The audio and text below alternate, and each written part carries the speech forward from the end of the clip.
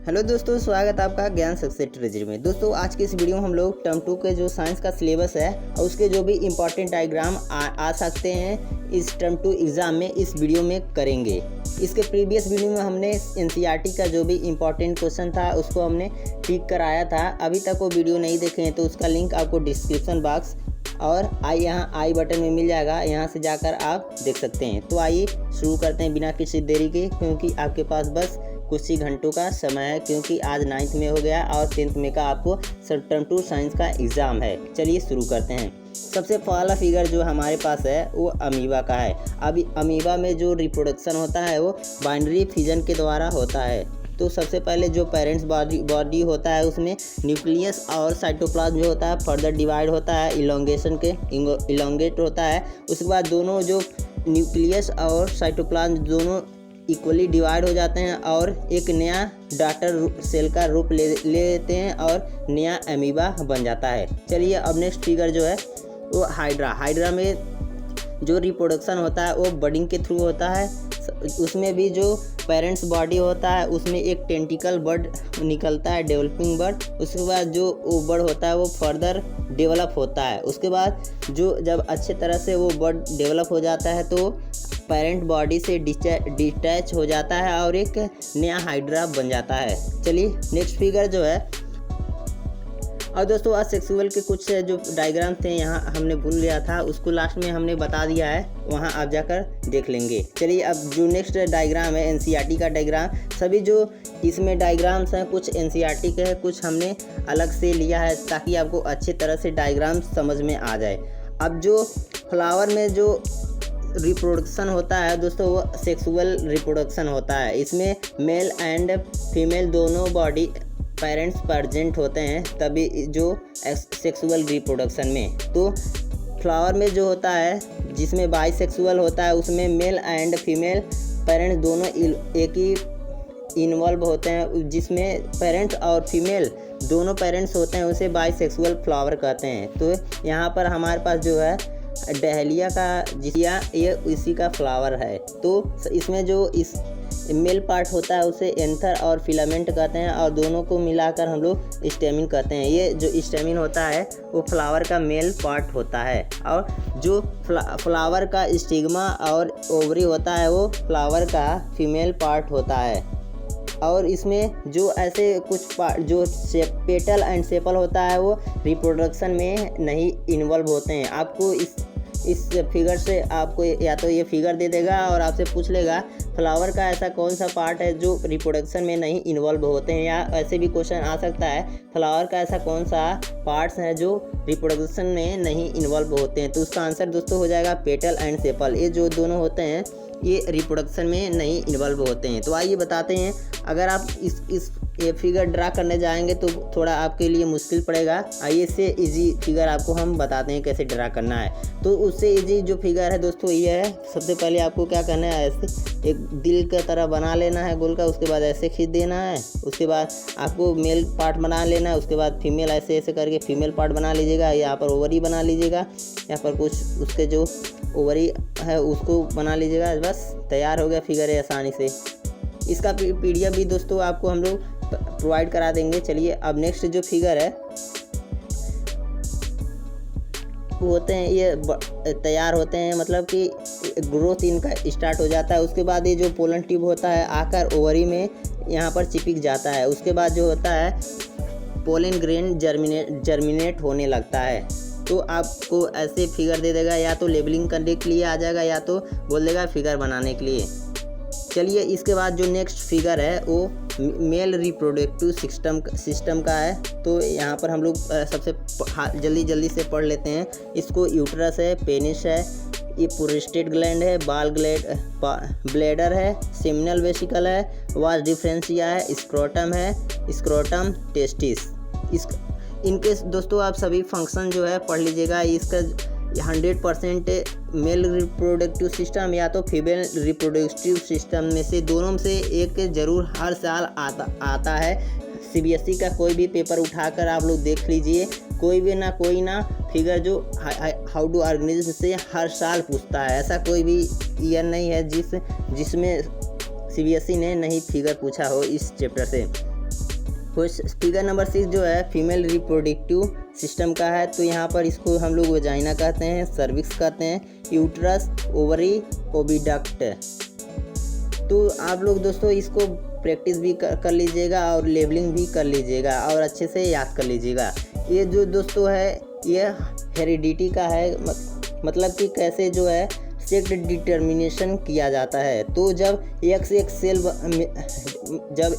Cell meet करते हैं तो फीमेल ऑफस्प्रिंग बनता है, और जब XY मतलब कि एक फीमेल का X सेल और मेल का Y सेल मिलता है तो मेल बॉडी मतलब मेल ऑफस्प्रिंग बर्थ लेता है। चलिए अब नेक्स्ट जो है हम लोग कार्बन एंड इट्स कंपाउंड का जो है फिगर हम लोग देखेंगे, एक डायग्राम्स देखेंगे। तो ये जो स्ट्रक्चर है, आप डायमंड का स्ट्रक्चर कैसे बनाना है आप ये लोग देख लीजिएगा। ये जो डायमंड होता है वो 3D स्ट्रक्चर होता है। इसमें जो फोर कार्बन कंपाउंड जो होते हैं अटैच होते हैं एक दूसरे से। और आप ग्रेफाइट का भी स्ट्रक्चर देख लीजिएगा।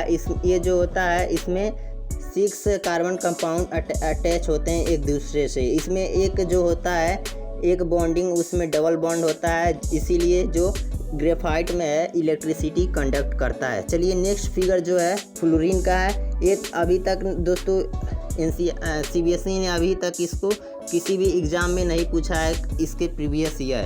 तो ये ज़्यादा मतलब इसका कोई चांस नहीं है, 0.5% चांस है इसका आने का। तो इसका ज़्यादा ज़रूरी नहीं है इस फिगर का, बस इसका नाम याद कर लीजिएगा। इसको C60 कहते हैं, मतलब बकमिंस्टर फ्लोरीन इसका फुल नेम है। अगर दोस्तों आपको हमारा वीडियो पसंद आ रहा है तो हमारे इस वीडियो को लाइक कर दीजिए और चैनल को सब्सक्राइब भी कर लीजिए और अपने दोस्तों के साथ भी शेयर कर दीजिए। चलिए नेक्स्ट फिगर जो है, और आप दोस्तों सल्फ़र का जो मॉलिक्यूल का इलेक्ट्रॉन डॉट स्ट्रक्चर है उसको बनाना एक बार आप ज़रूर देख लीजिएगा फिगर कैसे बन रहा है उसका डायग्राम।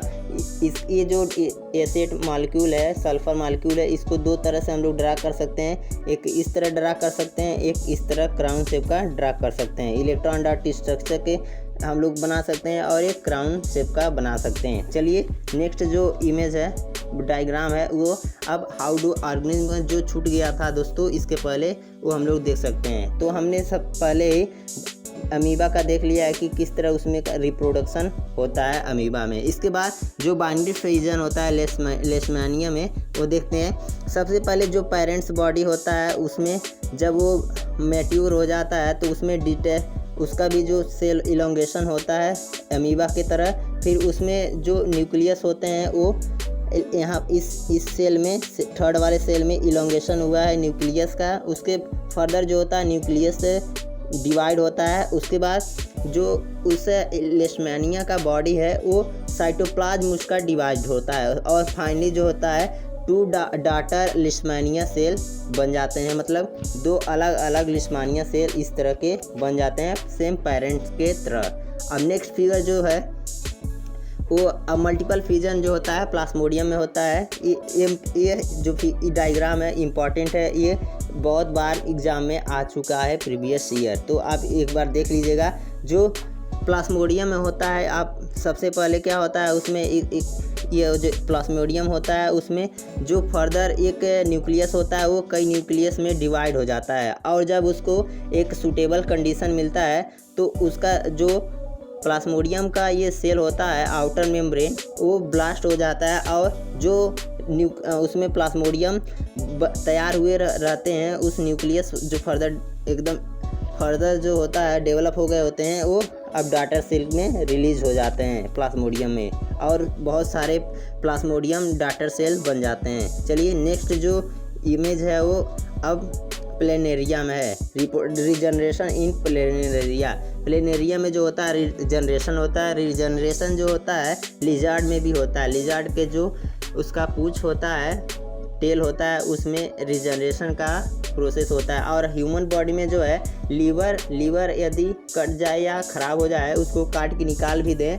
तो आप वो 1 महीने के अंदर, मतलब कि ह्यूमन के हेल्थ पर डिपेंड करता है कि उसका कितना मतलब ह्यूमन का जितना ही अच्छा हेल्थ होगा उतना ही फास्ट लीवर डेवलप हो जाएगा 1 मंथ के अंदर। ऐसे ही जो प्लेनेरियम होता है, रीजनरेशन होता है। कभी कभी क्या होता है, इसमें प्लेनेरिया का बॉडी ऐसे कट हो जाता है, तो फर्दर जब कट हो जाता है तो यहाँ पर जो प्लेनेरिया का बॉडी है 3 पार्ट्स में कट हो गया। अगर मान लीजिए इसको 4 पार्ट में कट कर दिए तो यहाँ पर केवल 3 प्लेनेरिया बने हैं। अगर 4 पार्ट में इसको काटे होते तो यहाँ पर 4 प्लेनेरिया, एक और प्लेनेरिया बन जाता। तो आप प्लेनेरिया का भी फिगर ड्रा करने के लिए एक बार सीख लीजिएगा। चलिए, अब स्पोर फॉर्मेशन जो होता है, राइजोपस में स्पोर फॉर्मेशन होता है। इसको आप इसका जो है आप देख लीजिएगा, इसका भी एग्जाम में आ सकता है। सबसे पहले क्या होता है, स्पोर्स जो होते हैं जब मैच्योर हो जाते हैं तो इसका स्पोर जो होता है ये ब्लास्ट होता है और एयर में फैल जाता है। उसके बाद हवा से या पानी से दूर दूर जाकर जब उसको सूटेबल कंडीशन मिलता है तो स्पोर फिर राइजोपस जनरेशन या रिप्रोडक्शन उसमें होने लगता है। इसके जो ये है, इसको हम लोग स्पेरेंजियोफोरा कहते हैं। इसके रूट को हम लोग राइजोड्स कहते हैं। और ये जो बॉल शेप का स्ट्रक्चर है उसको स्पोरेंजियम कहते हैं, स्पोरेंजियम। और इसमें जो ये छोटा छोटा इस तरह का स्ट्रक्चर है, उसको ही हम लोग स्पोर कहते हैं, जो स्पोरेंजियम में होता है। चलिए, नेक्स्ट जो डायग्राम है वो अब फिजिक्स का है। फिजिक्स में magnetic field pattern around circular रूप। सर्कुलर रूप में कैसे मैग्नेटिक फील्ड बनता है, जब हम लोग सर्कुलर लूप में इलेक्ट्रिक करंट पास करते हैं तो उसके चारों तरफ इस तरह का मैग्नेटिक फील्ड जनरेट होने लगता है। आपको इस तरह का बनाने के लिए फिगर आ सकता है एग्जाम में, तो इसको प्रैक्टिस कर लीजिएगा। और इसके बाद जो नेक्स्ट फिगर है वो सोलिनॉइड है। तो किस तरह का, अगर करंट कैरिंग एक सोलिनॉइड है तो उसमें किस तरह का मैग्नेटिक फील्ड जनरेट होता है। तो उससे करंट कैरिंग सोलिनॉइड में नॉर्थ से साउथ की तरफ जो मैग्नेटिक फील्ड है वो बनते हैं। तो आप इसको भी देख लीजिएगा, ऐसे बनता है, किस तरह का बनता है। चलिए, जो नेक्स्ट है अब इमेज डायग्राम है वो बार मैग्नेट इलेक्ट्रोमैग्नेट है कि इलेक्ट्रोमैग्नेट किस तरह वर्क करता है। जब हम लोग एक सॉफ्ट आयरन में एक वायर को हम लोग वाइंड कर देते हैं, लपेट देते हैं, और उसमें हम लोग उसमें हम लोग करंट प्रोड्यूस करते हैं, पास कराते हैं, तो जो सोलिनॉइड होता है या सॉफ्ट आयरन होता है वो एक इलेक्ट्रोमैग्नेट की तरह बिहेव करने लगता है, मैग्नेट की तरह बिहेव करने लगता है। और फिर जब हम लोग उसमें इलेक्ट्रिक करंट पास करना बंद कर देते हैं तो फिर वो नॉर्मल एक सॉफ्ट आयरन के या एक तार की तरह बिहेव करने लगता है और उसका इलेक्ट्रोमैग्नेटिज्म जो होता है वो ख़त्म हो जाता है। इलेक्ट्रोमैग्नेट तभी उसी लिमिटेड समय के लिए करेगा जब तक उसमें करंट हम लोग फ्लो कराते रहेंगे। चलिए, इसके बाद नेक्स्ट जो है इलेक्ट्रोमैग्नेटिक इंडक्शन। कैसे हम लोग इलेक्ट्रिसिटी प्रोड्यूस कर सकते हैं बिना बैटरी का उपयोग किए।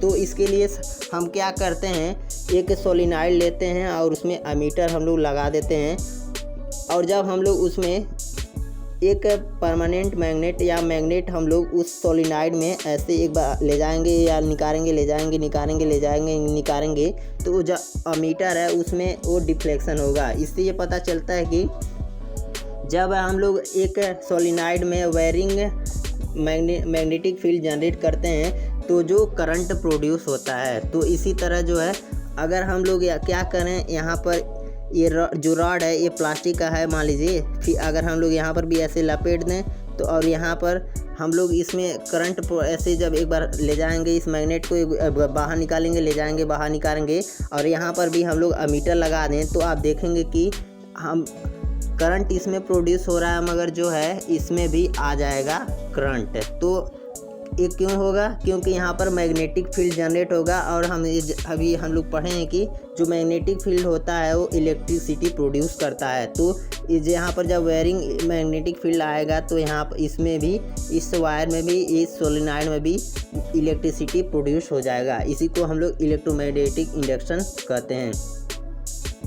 अब जो नेक्स्ट आपका है फिजिक्स से इलेक्ट्रिसिटी से, वो एक लास्ट यही है कि आपको इलेक्ट्रिक मोटर का जो डायग्राम है वो अच्छे से इसका फंक्शन, इसका प्रिंसिपल, इसका वर्किंग आपको सब चीज़ पढ़ लेना है हमको।